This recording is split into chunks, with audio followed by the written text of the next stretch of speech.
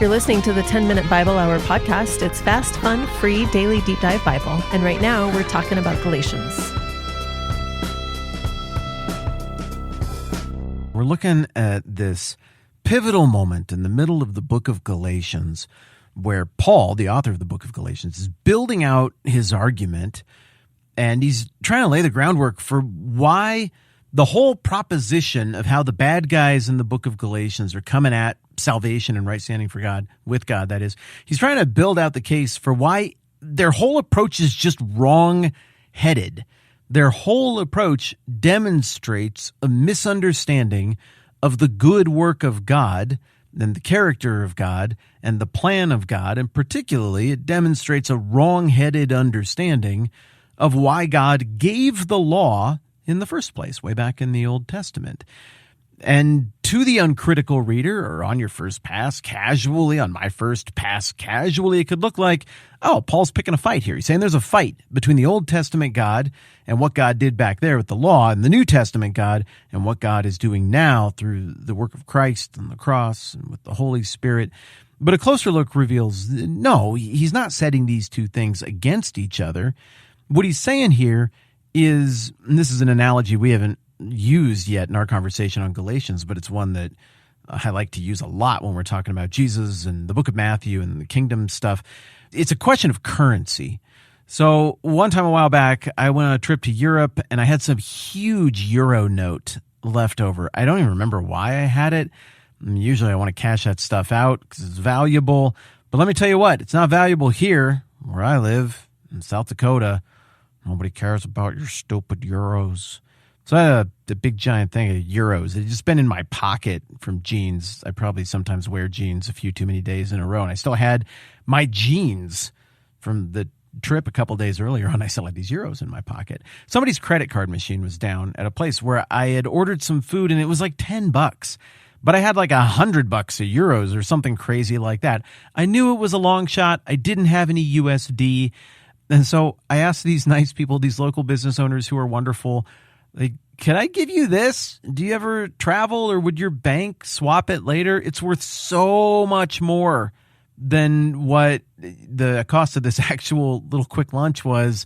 But your credit card machine's not working. I don't have any cash. This seems like maybe a good compromise. And they were so nice about it. They're like, no, hard pass. No, we don't want your communist European money. That's their words, not mine. And it's a paraphrase of their words, not mine, nor their actual words. They didn't actually intone anything like that. They just didn't want European money. They didn't care how much European money it was. They didn't care that it was like a 5-to-1 or 10-to-1 ratio of what they were actually owed. It's a pain in the butt. It has no power here. It has no currency here. It's useless. It's just printed paper. No, we trust you. You come here a lot. Just come back with money later. And I did, and everything was fine. The point is, a bunch of people might get together and say, this currency is valuable. We say it is, and we all say it with lots of intensity, and we have lots of meetings about it. There are publications about it, and many smart people gather together and discuss it. Yeah, but try taking that crap on the road. If you take it somewhere else, somebody's like, it doesn't matter how obsessed you are with this or how much you all gawk over it and pursue it. It doesn't matter. And it's just wrong-headed to bring that currency out here and act like it's going to do something, flash it around, and nobody cares about your dumb currency from somewhere else. It doesn't mean anything here. Likewise, I really feel like the heart of the argument that Paul is making here is that we're dealing in two different currencies. The currency of the law is something that buys and sells and trades in something else. It doesn't trade in salvation and ultimate right standing with God. It trades in an ethnic, national standing with God, and it involves some civil stuff on a larger level, and it's some kind of stopgap that points to something that happens later. I'm not getting all the way into the weeds here because it's going to get spelled out more explicitly as we get further into Galatians. Our conversation will take us there.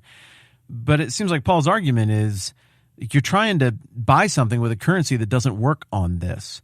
Or to put it way more simply, salvation, ultimate right standing with God, being a Christian, whatever language you want to use, is an exercise in faith.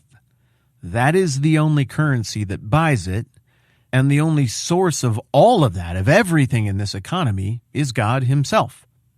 All of the ebb and flow and circulation of this currency and these values in his kingdom are his. He bought and paid for them all. They're all his to distribute, his to use. He's in charge of everything. All of his judgments are right. The currency of the Old Testament law is doing stuff.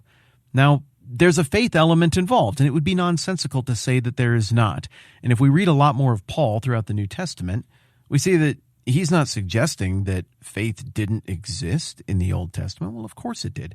And I think as we read more Paul as well, we would never get the impression that he believed that there was any possibility or any belief that anyone could truly uphold all of the law. I mean, Paul was aware of the sacrificial system. Why did the sacrificial system exist in the Old Testament? Well, it was to fix stuff that people did wrong. So everybody knew that nobody could really uphold the law. And maybe I could be accused of inadvertently strawmanning the point here just a little bit over the last few days of our conversation. I haven't meant to. I don't think I am. But the point being this. Pretty much nobody was out there credibly saying at any point, I think we can pretty much uphold every last bit of the law. And then Paul came along and was like, yeah, but what about Deuteronomy 27:26? And then they were like, dang it. That's right. That part.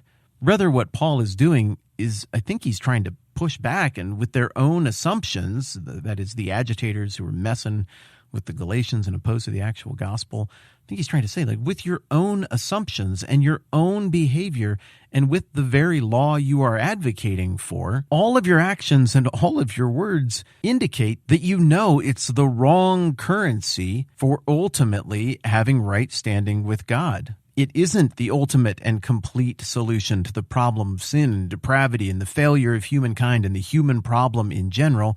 If it were, why hasn't it worked yet? And Paul goes so far as to use the language that the law comes with a curse. What is that curse? Well, a big part of the curse is that it isn't faith. So it might be really valuable in another context. If you're listening in Europe, you can just flip these if you want to. But if you're listening in the United States, it might be that euros are super valuable somewhere else. They just don't do a lot of stuff here.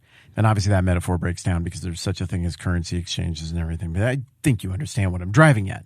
Point being, Paul is making a very nuanced argument with inside baseball, using insider language, with a whole bunch of people who are deep in the weeds with him in the whole history of the law and all of that. But the thrust of what he's saying is, guys, look at everything you say and believe in what the law itself says. Your proposal for how to have right standing with God is wrong-headed from the start. You're coming at it wrong. You're trading in the wrong currency.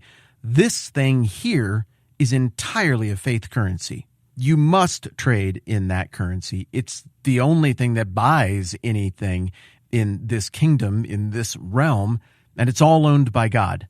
I don't think Paul is washing his hands of everybody who was on earth before Jesus. I don't think Paul is saying that there was no forgiveness or no squaring up accounts with God. I don't think Paul is washing his hands of all of the work of God with his people in the past. I think he's using very nuanced, very insider language to say, you're coming at this the wrong way. Guys, the righteous will live by faith. Life is the thing we're talking about. Faith is the currency of such a pursuit, and it's been that way since forever. And so of all things, he grabs a quote from Habakkuk 2 and verse 4.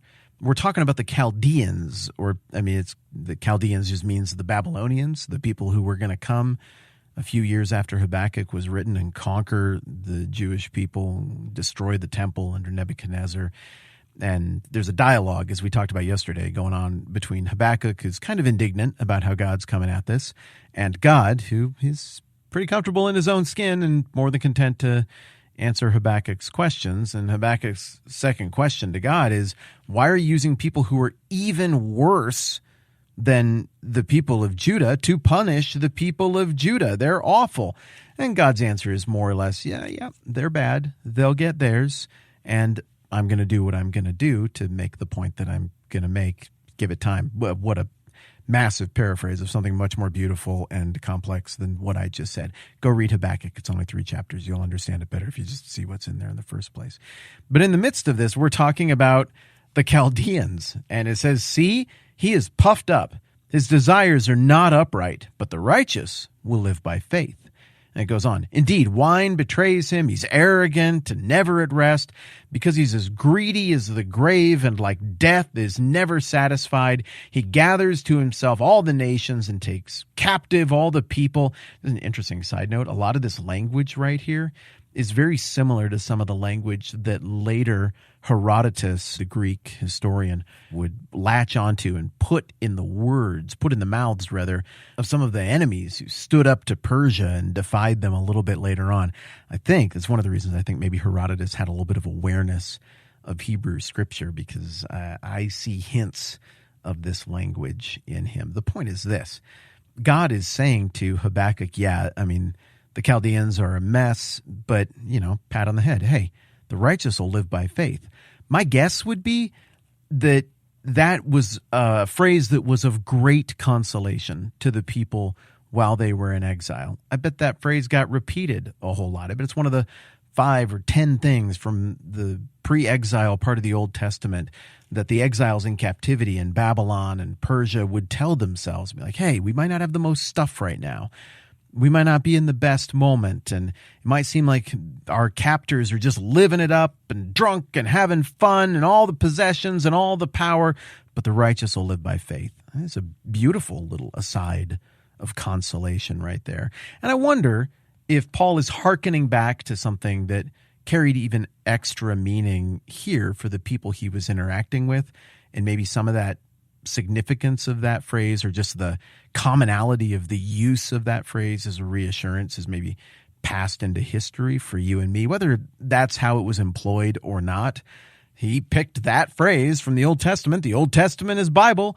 It's fair game, and it's right out of the mouth of God. Maybe that's a big reason that he latched onto it, is it's straight from the mouth of God. The righteous will live by faith. That's God himself in the midst of difficult times saying, there's the currency. There's the thing. So look, Galatians chapter 3, it's intense. This is intense language. This is a 3-way conversation. 2 parties in the conversation who are at odds are a former Jewish guy, a guy who's the Jew of Jews, ultra trained in all of this and a follower of Christ, and others who are maybe masquerading as Christians or not fully Christians, or maybe Christians who just totally don't get it. I don't know. They're agitators, but they're rooted in the Old Testament and Judaism as well. And then this poor third party are the people who are getting pulled back and forth, and they received the right message before, but then they got tricked and they kind of fell for it. Now they're embarrassed, but they want to get it right. And this is hard. And they're just reading Paul's letter, and we're going to try to get it right from here on out. Bottom line, in the midst of this very challenging stuff, and remember, Peter himself in one of his letters says, Paul's stuff can be really challenging. It's hard. It can be difficult to understand. That's more or less how he says it. This is challenging stuff, but at the heart of it, I think very clearly, is Paul saying it is fundamentally wrong-headed to imagine that right standing with God is ultimately a product of the currency of doing.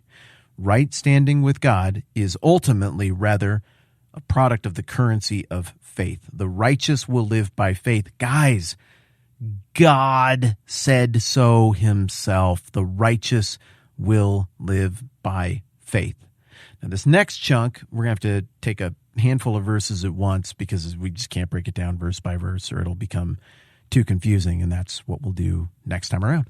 All right, that's plenty for now. I'm Matt. This is the 10-Minute Bible Hour Podcast. Let's do this again soon.